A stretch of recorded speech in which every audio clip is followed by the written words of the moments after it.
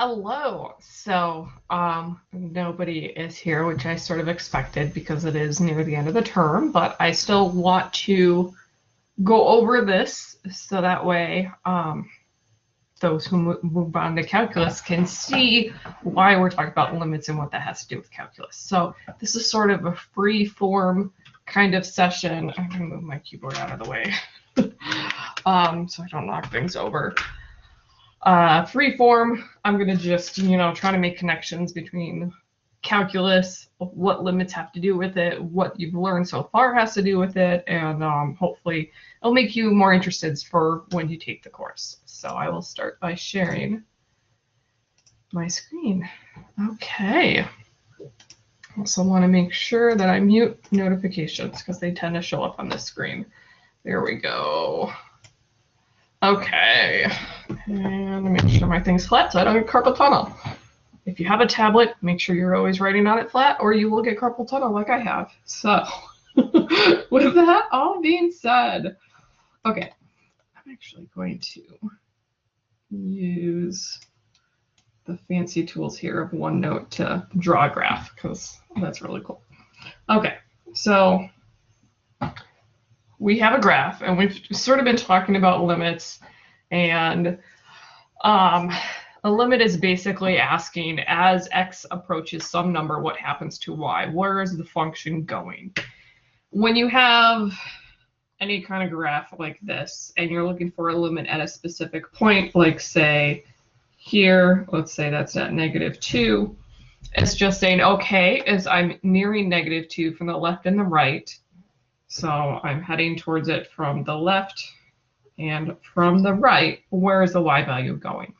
And, it's a specific value here because that has a specific point.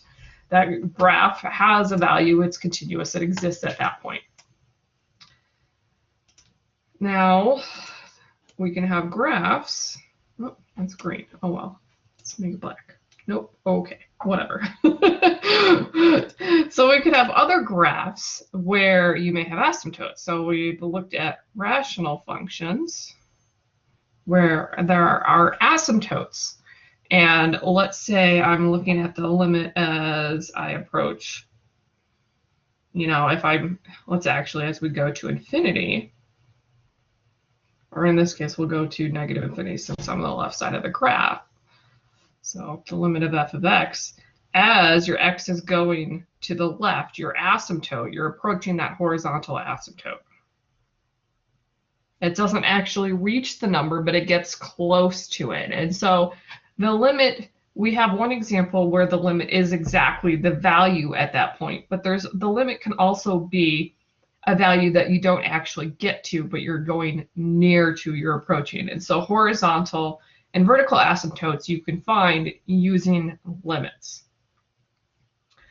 And then you can also find the limit of things that are discontinuous, where you're sort of filling in the gap.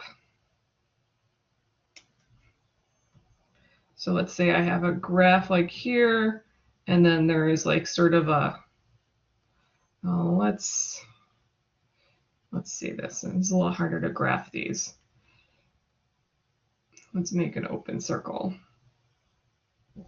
There we go. So let's say we have some graph and we have a point at which that is not in the domain, where it just does not exist. Say that's at 2. So the value at 2 does not exist. It's discontinuous, which means you have to lift your pen off the paper to draw it. But the limit exists because you can kind of fill in the blanks and say, well, if the value was there, what number would it go to? And so you can use the limit to kind of fill in the blanks when these points don't exist. And then there are times where there's no limit at all. Like we go back in the middle example of the rational function, if you're looking at the limit towards 0 at the origin, the limit does not exist because the opposite sides are heading towards the same number. So that's sort of what we've talked about limits, is just generally what it means, and we've done it with graphs. You can look at it with tables, you can do it with an equation, but we're looking in terms of like end behavior of equation, like a polynomial or rational function, and understanding, okay, it's a limit asking for an asymptote, or is the limit asking for a specific value, and just kind of interpreting it in terms of that point. Once you get to calculus, you start learning the more technical aspects of limits, where you find the limits based entirely off of the equation, and there are different tricks that you kind of learn about, and there are different theorems that you use, and you have to use calculus to apply these theorems. And that's an aspect of calculus that you'll learn. That will be the first week that you learn, but that's not what I'm really interested in about learning all the theorems and things like L'Hopital's rule. It's handy, but that's not what you guys really need to worry about. What you need to do is understand calculus, what calculus is, and then why the limit is so important for calculus. So let's make sure I'm black. I'm going to draw another graph. Okay, so let's say I have 2 points, and I have some graph, and it's going through those points, and it does some squiggle stuff in between there, but it connects the 2 points. So we have this thing that we actually talked about in week 1 called average rate of change, which is essentially like the slope formula. And the average rate of change is where you're basically making a line between those 2 points. Let's see if I can, I think if I hit, is it Control? There we go. Oh, maybe it's Alt. There. Okay. Make sure. So you're basically taking, it's not perfect. You're drawing a line between your 2 points, and your average rate of change is basically the slope of that line that's connecting those 2 points. So our average rate of change, this is equals the slope of the line between the points. So we can't find the slope at those points to see what the amount of change is, and because it's not a line, and it does a lot of squiggles, but if you connect them with a line, you can find the average because it's going above that and below that, but on average it will follow that amount of change, because you can see there's a total amount of change in between there. We don't really care about what's going on in between, we just want to know what's happening at the endpoints. And so we do it with a line, and we find the slope of the line between those 2 points, and that's good. That's what we want to do. So what happens if we move one of these points? Like, let's say I label these point A and point B. And let's say they're not so far apart, and I want to kind of move them closer to each other. So I really wish that I had actually made a Desmos graph, and done it really fancy, but that's okay. We'll work with this. So I'm gonna just draw some squiggle graph. And let's say our points, now we're looking at points that are closer together. So like those 2 points here. So if I connect those with a line,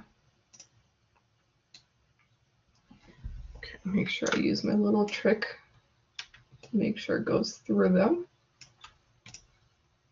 No, not exactly. Okay, so I've connected those with a line, and you can see that as that distance got smaller, that line more closely resembles the actual shape of the graph. It's not perfect. You can see that there's a difference here, and I'll zoom in, but it's a lot more close than up here, where it's like nothing like what's going on in between. So this brings us to an idea that if we want to kind of estimate a rate of change, or find how much our change is occurring, and do it by kind of looking at the slope, you want to have a smaller distance between your 2 points in order to get something that's more accurate. So this distance between these two values here, we call this delta x, and you'll recognize that from the slope formula. Slope is delta y over delta x, the change in y over change of x.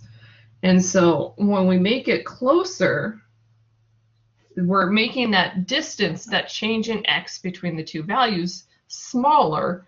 And what's happening is that the graph it's kind of getting more accurate. So if you want to get a good estimate of the change around a certain point, then you want to kind of make sure you have a small interval that you're looking at. So let's say, so if I have this interval that I have here on the bottom, this would be great if I wanted to kind of look at the change around halfway between there, because it's a small interval, and it would say, okay, you know, it gives you an idea of how much it's changing at that point. So slope we've thought of, if we think of it in terms of like you're looking at stock prices over time, it's usually per year, but it, you know, you can see more finely detail if you go into per month, per day, per hour, per second, you know, and those per second, those are, you know, that's a lot more accurate at that point of time than if you're looking at per year. Like I was looking at my stocks this morning. I don't have a lot of money into them. I choose the stocks that are worth like $2 per share just because it's my fun money, and that's not a lot to lose or anything. But I could look at a long time period, and over 1 year, like maybe the stock price goes up 10% or goes up a certain amount, and that's, you can think of it as your slope per year basically. And while that may be true over a year, if I'm looking to make money and I want to make money the way that people do when they're trading, where they're selling and buying frequently, that is not going to be a good number to work with. I need to look at what is it doing in shorter periods of time. And so we kind of shrink that delta x. We look at per hour, per second, like what has it, I usually look at, okay, what has it done so far today? If it's gone down 2%, then I want to buy, and it's already going down, so maybe I'll buy when it's lost 5%. And I set, you know, I kind of set limit orders for me to determine at what point I'm willing to sell. But I'm kind of using this to get an estimate for how much is changing at that second, so I know whether to sell or buy. And so we're looking at, in these smaller time periods, what is called the instantaneous rate of change. Instantaneous just means at that second. If you've taken a physics class, which actually I think your physics classes are required to take this first, so you'll learn about it when you get to physics, but you talk about instantaneous velocity, which is the velocity at that second in time. It may be different than your velocity overall. And if you think about it, if you're driving, say I'm driving 8 hours to Chicago, my speed is going to change in between that time. If I use the distance equals rate times time formula, I can get my average speed because I know how far the distance is and I know how long it'll take me. But that misses all the little information in between, like the instantaneous speed or velocity, which is what is my speed at this point of time? You know, what about at this point of time? 2 hours in, how fast am I going? 6 hours in, how fast am I going? And so that's what we're looking at here, is we're looking at narrowing our change in x so we can come up with an estimate for rate, which is essentially slope, at these instant points in time. And so we want to have this change of the delta x to be really, really small. So if we look at this, we have basically our formula for slope is y2 minus y1 over x2 minus x1. And if y is a function, y is equal to f of x, we can see this as f of x2 minus f of x1 over x2 minus x1. And that's usually how you see the average rate of change formula. It's the slope formula, just different ideas. So now let's label this. So let's say I've got this first ordered pair here, and this is at x1. So that means that the second point right here is x1 plus the change in x, that distance, whatever that is. So that is equal to x2. So instead of x1 and x2, I'm writing it in terms of what is that distance between those 2 points. To get to the second point, I'm adding that change in x. So I'm going to zoom out if I can. And we can rewrite our formula again as f of x1 plus delta x minus f of x1 over, and then x2 is x1 plus delta x minus x1. So you can see that our x values there cancel. And so we end up with this thing called f of x, x1 plus delta x minus f of x1 all over delta x. So we've got this new variation of the formula. Now, writing delta x is usually a little, it kind of looks clunky. So we usually use h instead. I don't actually know why delta x is also referred to as h. H is usually height. That doesn't make any sense. I don't know. But we use h. I'm sure there's some sort of history behind it. So really, we have f of x plus h minus f of x over h. And you may have seen that in some of your algebra classes. Sometimes when you're learning about rational functions, they'll throw this at you and ask you to simplify it just to get some practice, because it's something that you do when you move into calculus. So we've kind of taken our slope formula here and we've just kind of rewritten it in terms of a new variable h, which is just representing the distance between the 2 points.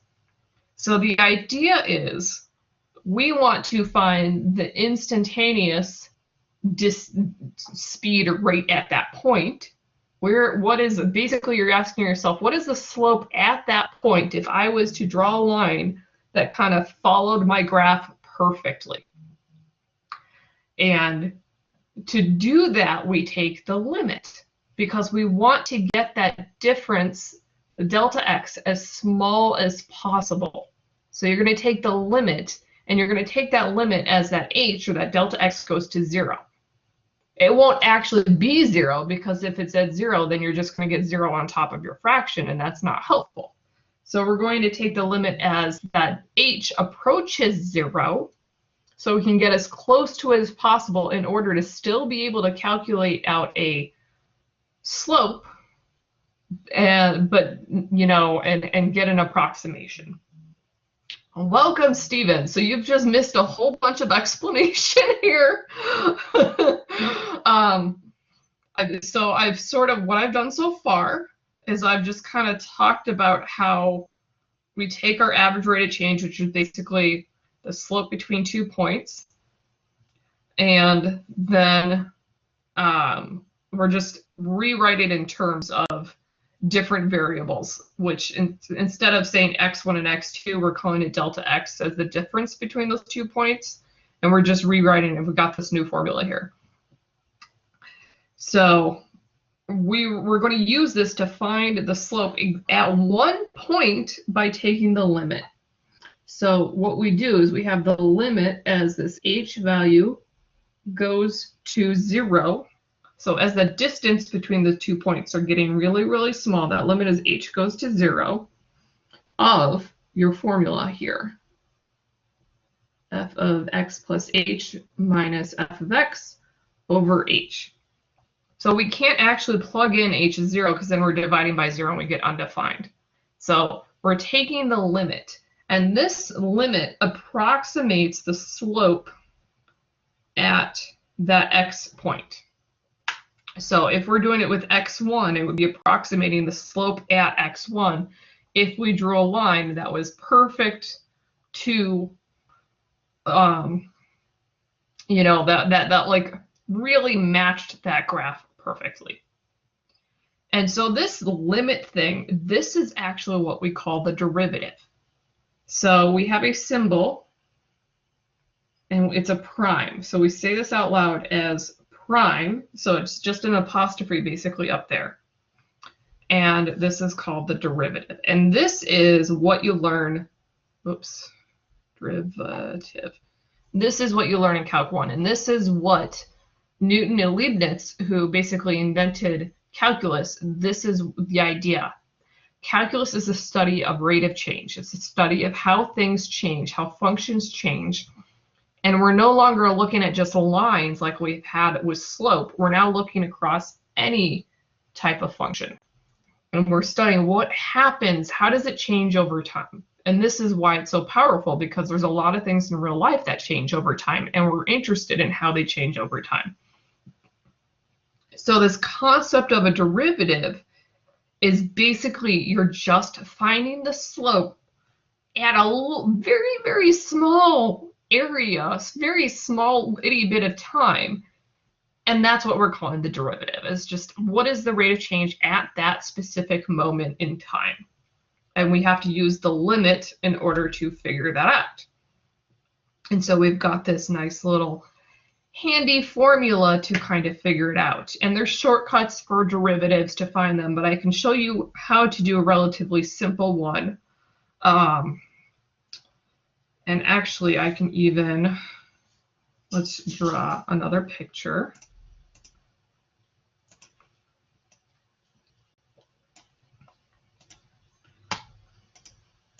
If I can go away. I don't know why that's not going away. Okay. So I'm going to just, let's say this is at 2. And I'm going to draw a parabola. And let's say this is f of x equals x squared plus 2. So it's just a regular x squared parabola shifted up 2 units. And so that is our function. And so let's say that we want to know, okay, at this point right here, let's say if that's 1, I don't know what, I can plug that in. 1 plus that's at 3, that looks about right. We want to know what is the slope at this point. And so the slope is, or the rate of change, how much is it, how fast is my graph changing at that point essentially? And so I'm going to go back and kind of draw the line, and we're kind of drawing a line through this point, and you're kind of approximating the point. So you want to, you're kind of eyeballing because you want your line to be as close to kind of modeling the shape as possible, but still go through that. And that line that we're modeling here, this line that we've been using to find the slope of, is called the tangent line. And because the word tangent, it's tangent not in terms of trigonometry here. This is tangent as in it's closer, touching the graph, basically. So it's not the same as tangent theta. It's not a trig function. It's a different term. Or same word means something different, but we call it the tangent line. And so we want to estimate, well, how fast or how much, how steep is my line at that point? Because slope kind of measures the steepness when we have lines. So we can even measure steepness of the parabola at that point. So we have our f of x, and so we can use this formula that we've basically just created through understanding what a limit is and the slope, and we can find out what would be the slope of that line at that point. And so this is going to be actual calculus that we're doing right here, and it's basically just applying limits and algebra. It's a lot of algebra actually. So we have the limit as h goes to 0. And so we have f of x. So x, we have a certain point here. Our point is at 1 because we're interested at 1. So it's going to be 1 plus h minus f of 1 all over h. So we're looking at a specific point in time, which is x equals 1. So it's usually helpful to figure out your function values first. F of 1 plus h. So I plug that into f of x. So that's 1 plus h squared plus 2. So I need to square the 1 plus h, so that's 1 plus 2h plus h squared plus 2. And then this gives me h squared plus 2h plus 3. And then we have f of 1, which is 3, because I just plug it in the formula, that gives me 3. So I'm approximating this slope at 1, so I should specifically write 1 here for x. We're approximating the slope. We're finding the derivative at 1, essentially. And it's the limit as h goes to 0. And we have f of 1 plus h. So that's h squared plus 2h plus 3 minus f of 1. So that's 3 all over h. And so we have a rational function here, and we need to start simplifying. So this is why you had to go through algebra, because you need algebra in order to do calculus. So the 3 and the minus 3, those completely cancel out. And we need to make sure that I have to write the limit at each step. I can't just ignore it, because then it's not the same thing. So we have h squared plus 2h over h. So on top, I can factor out an h. So I'm going to just keep working down here. We always like to work vertically. So if I factor out an h, that's the greatest common factor, I'm left with h plus 2 over h. So you can see that then these h's completely cancel out. And when that happens, that means that we don't have a rational function anymore. So the limit as h goes to 0 of h plus 2. And at this point, now that we don't have a rational function, we're allowed to plug in 0 into h. So we plug 0 in for h, 0 plus 2, and our answer is 2. So what this is saying is that the slope of the line that is tangent at that point is 2. That's telling us what that slope is right there. And so you can kind of visualize that, and you say, okay, so that's how steep it is. It's a steepness of 2. We now have a number. Now, this is useful if you have equations and you're trying to find, well, how much is it changing at this point in time? If this was in context, like if this equation was for sales of some product, and say we sold 1 unit. So if you sell 1 unit, this is telling you that your sales increased by, I don't know what the units are, $2,000 or per unit or something like that. But maybe if you sell 3 units, it doesn't, you sell more, you sell less, or something like that. This is where economics is really important, supply and demand, because it's not constant. Your demand depends on supply and vice versa. If you have more supply, your demand could go down. If you have less, it could go up. And so it's not constant. And it really depends on what your values are. And you want to know, what is the sweet spot where I can maximize my demand, essentially. And that's another concept of calculus, is finding the maximum. And the maximum or the minimum is basically, where is your slope 0? Because if I was to, at the minimum here, if I was to draw a line, it would basically be a straight line. It would be horizontal where your slope's 0.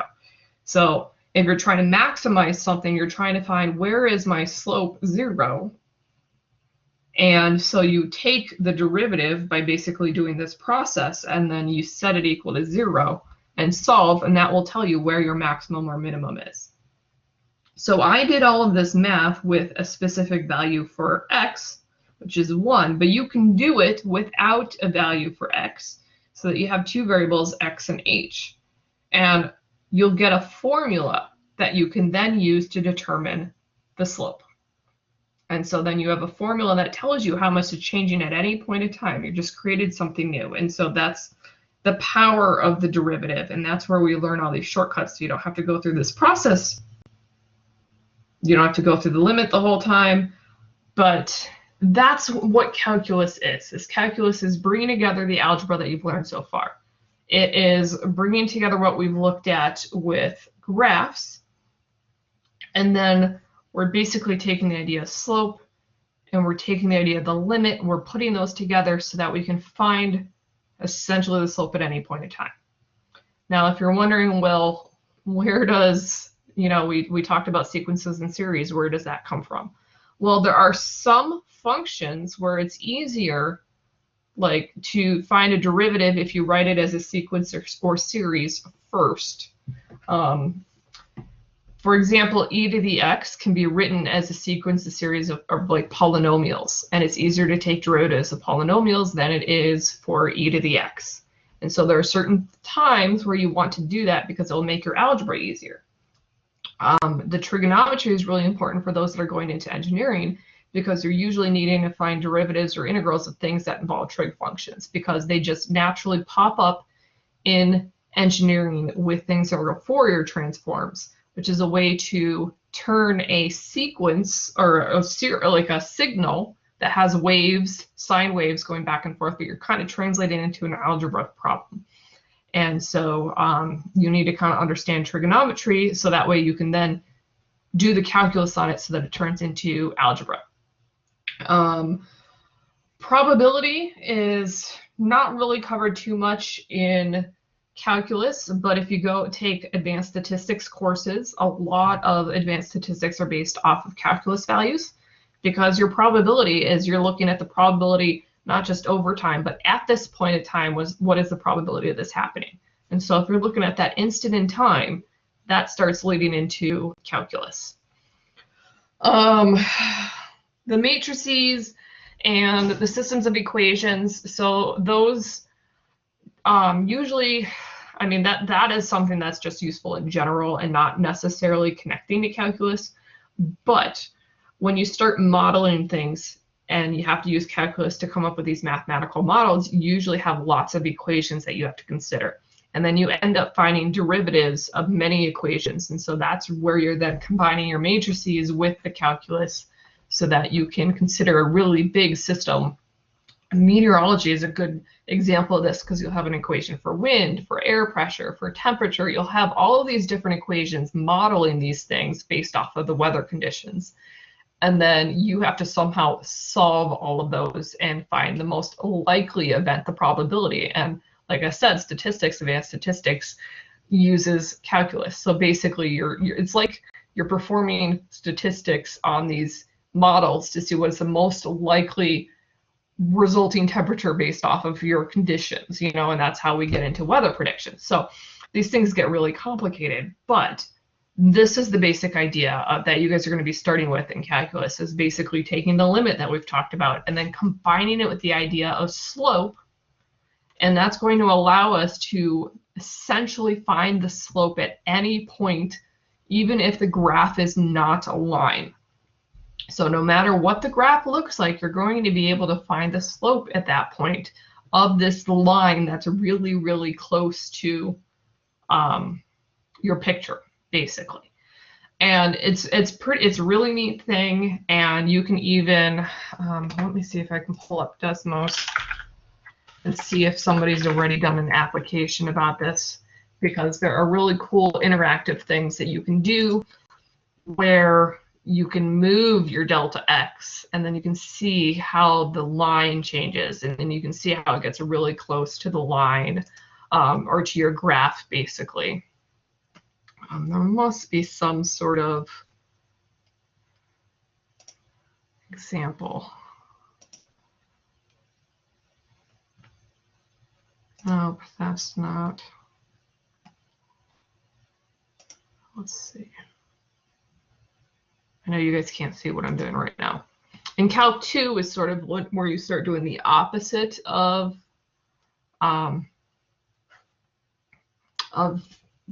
this, basically. You're doing the opposite of a derivative. You're doing the integral at something called area under a curve, and you're basically finding the area of a graph. So that's a more 3D kind of thing. I'm going to just start a new graph, and let's throw this here and just kind of, so that graph that I had, f of x is x squared plus 2. So we found the basically essentially the slope at 1, and you can see that it comes out to 2 here. So just to kind of show that visualization of what we did, so we had graphed f of 1, whoops, 1 and then f of 1. Help if I put the parentheses in the right spot. So that was our point, 1, 3, and we were kind of estimating the slope of the line through that tangent line. So that slope of the 1, you can basically use your point slope to get that equation. So y minus y1, which is f of 1, that's our y1 value, equals your slope, which is basically the derivative at that point that we found 2, and then times x minus x1, which is 1. And so you can see that this is essentially what I kind of drew by hand. You can see how that line that has that slope of 2 and goes through that point, that it goes really close. And so it's a good approximation for the rate of change anywhere near that point.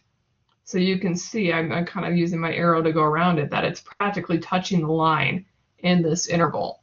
And so you can see how it does approximate it really well. Now I can, instead of just doing a value of 1, I can add a slider here, a. And so I can make sure I change all these right things. Okay, so if I change where that point is, you can see how that shape of the line that goes through there changes.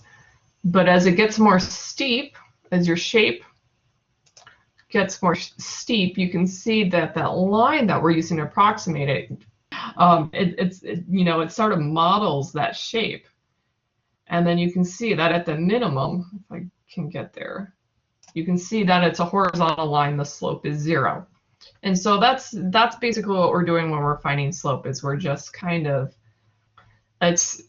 you've got this line that we're using to estimate the slope at each point on this graph. And in some places, like you can see that if you get really close, it does a really good job, that line, of approximating the curve.